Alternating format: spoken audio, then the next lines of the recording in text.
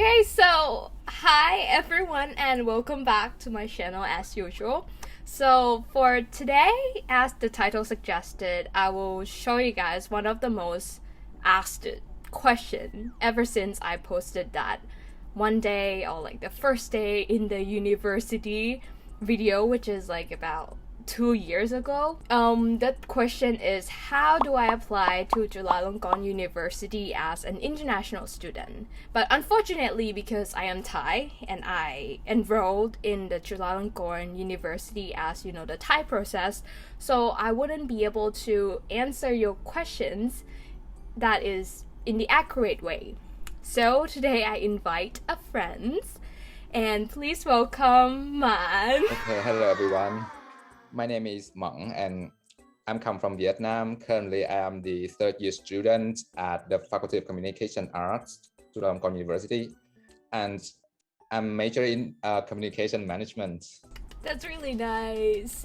So we actually just for some background, we actually worked together in the student council at Chulalongkorn University, and we also had made a Facebook page, right? Yeah, Facebook page. Yeah, and I it is can follow that page for more information. Very useful information, to be honest. yeah, exactly. It's called See You Foreign Friends, and it's actually like contain like contents about anything that related to international student, basically, right? So if Yeah. you want to know more about those kind of stuff, you can go follow on that Facebook page as well. Okay, what are we gonna talk about today?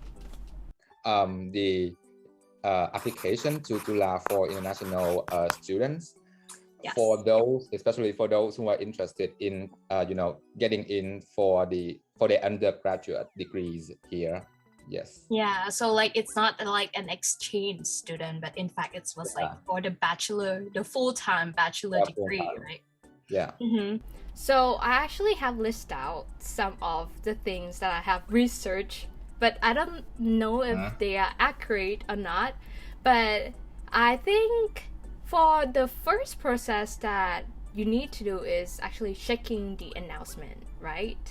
Yeah, checking the announcement. And for international students, Chula actually has like a separate website where you can check the announcement for the application of a new academic year. And especially for Chula, they tend to open only one round of admission for international students. So if you want to get into the university, then I suggest that you like closely follow the news. I would like to ask about the time and the durations that this application would usually, open. So like when is that?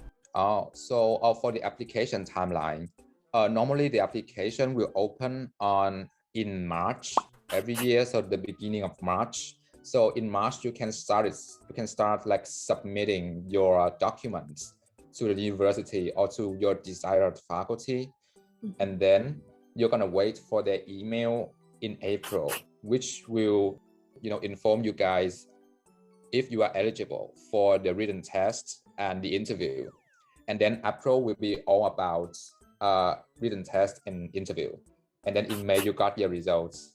For the applying process, so what kind of information that is really specific or that they would require you to do? So for the first thing that you have to do is to register an account on CAS Chula. And in that website, they will require you to fill some information in the website, such as your full name, your personal data, and also from which high school in your country that you graduate from. And another thing that you have to check is whether or not the high school diploma in your country is verified or is allowed by the university. So they actually provide you a list. For example, I'm from Vietnam, right? And then they list the diploma in my country in their announcement. So that means I am eligible to apply. Ooh. Yeah, and after you are done with your creating your account and filling information, you can start to upload the required test scores like IELTS, SAT. The thing that to note is different programs will have their own requirement of your test. So for example, my faculty, communication arts, they do not require you to have IELTS, but instead you must have SAT. But for example, your program, Bao Bao, I think you will have to submit both SAT and IELTS, right? Yeah. And Yes. for engineering program, they have another requirement. So you guys will have to check very carefully what kind of tests they require. Yes. Yeah. And when you on CAS website, you can actually choose what faculty you would like to apply for. So unlike Thai students, so international students can choose only 4 programs to apply. Yes.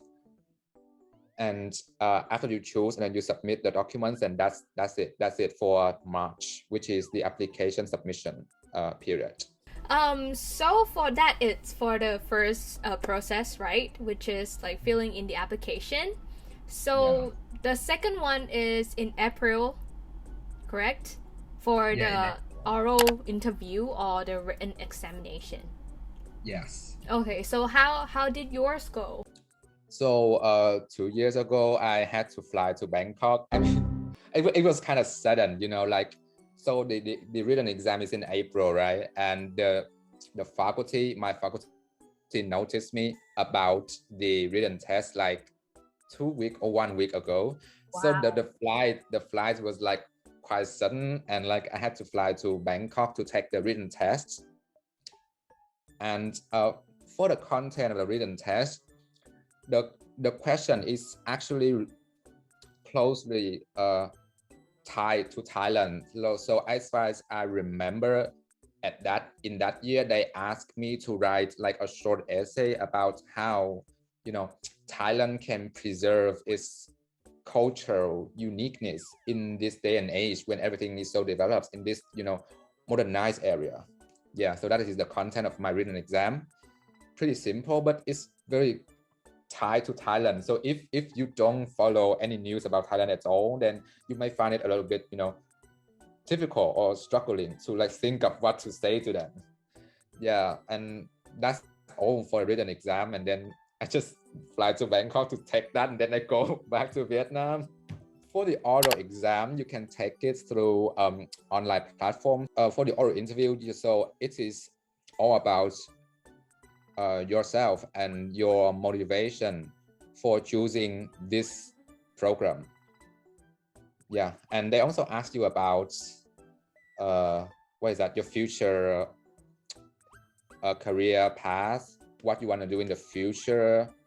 And for this oral interview, I highly recommend that you know, say the truth to them. I mean, I actually, to be honest, during this oral interview, so I was interviewed by 2 lecturers.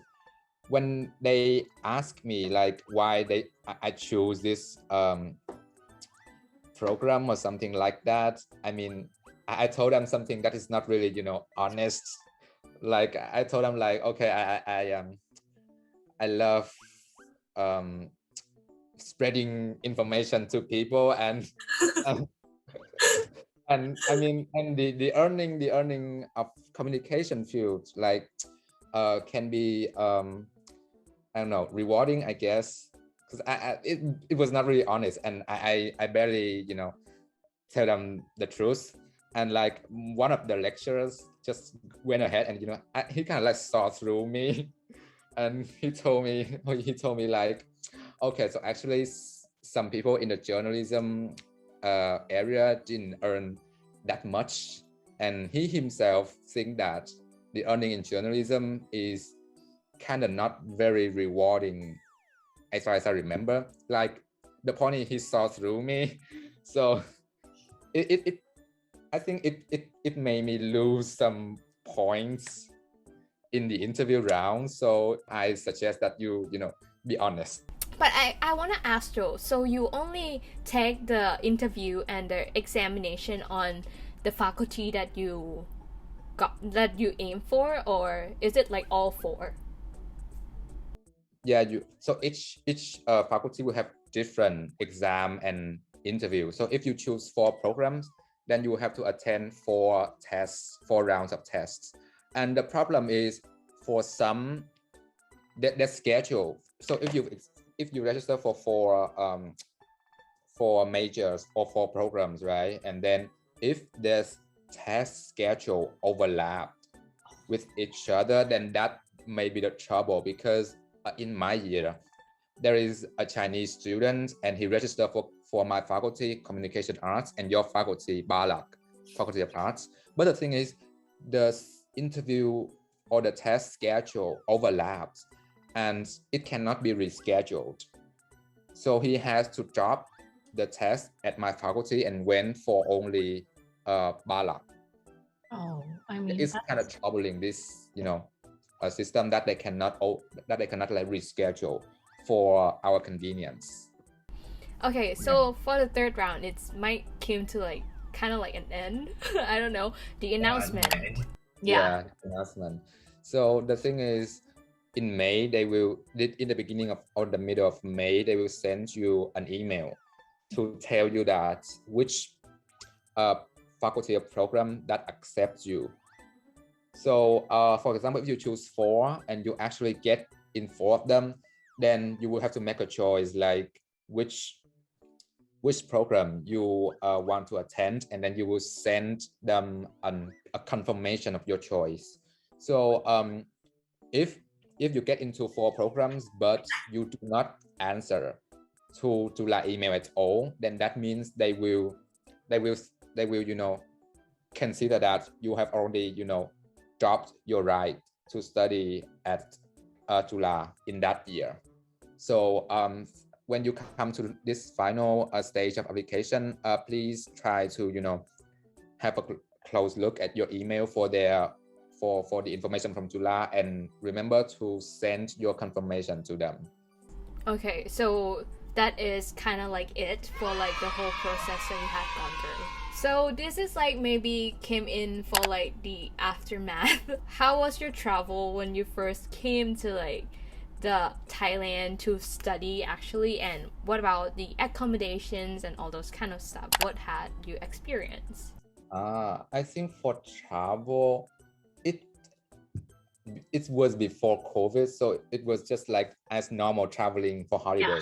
You just buy a ticket and then you go. But for the accommodation, I think it is quite, I would say, limited for international students at first. So the thing is, Chulalongkorn University only recommends you their dormitory, which is CUI house or CU International house. And it is the only accommodation that allows foreigners or international students to live. So for the other dormitory, they will say no to you.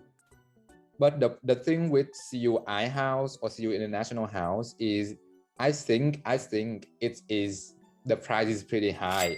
So for a 1-year contract, you will have to pay 14,000 baht a month for CUI house, which is around $435 a month, and that doesn't include electricity and water.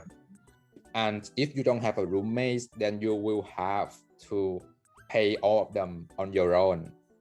So for the accommodation, at first I think we will have international students will have to stay at my house for a while to get yourself accustomed to the lifestyle in Bangkok. And then after 1 year, you can certainly find like much cheaper and affordable places if you cannot afford iHouse. That's like myself, like right now I don't live at iHouse anymore because I think that is too expensive, to be honest. Yeah, And what about like what your life so far? Like how is it like maybe adapted from like the first time that you went to like the faculties and like acquainted with yourself with like the environment and everything, up until like this point that it's quite affected by COVID-19? I think before COVID, which is like my first semester of the first year at Chula, I think it's quite wonderful, to be honest, because I mean, if there is no COVID, then I can tell you guys that the campus at Chula has a lot more to offer than just go there and just study and then go home. No, apart from study, they actually carry out a lot of like activities ranging from, you know, acting to singing to like welcoming freshmen. So if you are a freshman here before COVID, then I think you will be like overwhelmed with the number of activities that they have on campus here. Yeah, again, it's pretty wonderful during the first year, and I highly recommend you guys who is gonna be and who will be the freshmen over here. I highly recommend you to talk to like some of your friends or some of your seniors about the welcoming freshman activities. I think it is because when we like, travel abroad for studying, like we don't just go here for study, right? We go here for like another experience that we cannot get when we stay at our home country. So I think welcoming freshman activities is a very good way for you to experience and make friends with Thai students. So they will be the one who will be studying with you throughout your whole 4 years. And it will be very helpful for you to know them in advance before class starts. And that is before COVID. I mean, for COVID, for right now, everything is online, and I mean, online is only a temporary short-term solution. I mean, if you're gonna conduct a welcoming freshman activity or any activities that is highly interactive, then the internet can never help you on that. No matter how useful Zoom or other application is, I believe that they cannot replace the experience that face-to-face offer to you. And to be honest, I feel quite pity for the freshmen who just get in the COVID pandemic, because they cannot attend any activities because everything is online, everything got canceled. So I mean, really, thank you so much for being here today and helping me to get to know more about the process of how international students actually enroll to or apply to like Chulalongkorn University. I think it's really quite different. It's like different to like what I experience as well. So it's really good to hear from your like aspect. Yeah. Yeah, thanks a lot for having me. Yeah, so thank you so much for being with us today. Hope you guys have, gained some more information about how to really apply to Chulalongkorn University as, a foreign or international student. So I think this is really informative, and some way am I like advertising the university? I think so. I think so. This is like I got sponsored, but I got nothing. This is like non-sponsored content. Non-sponsored content. Yeah, this is purely for informative and for you guys for like some guidelines and for some tips of you guys who like interested in applying for Chulalongkorn. So yeah, again, I'm not sponsored. Chulalongkorn better pay me something because I have done a lot. Okay, so thank you and goodbye. Yeah, that's it for the recording. How long have we talked? Oh man, 40 minutes.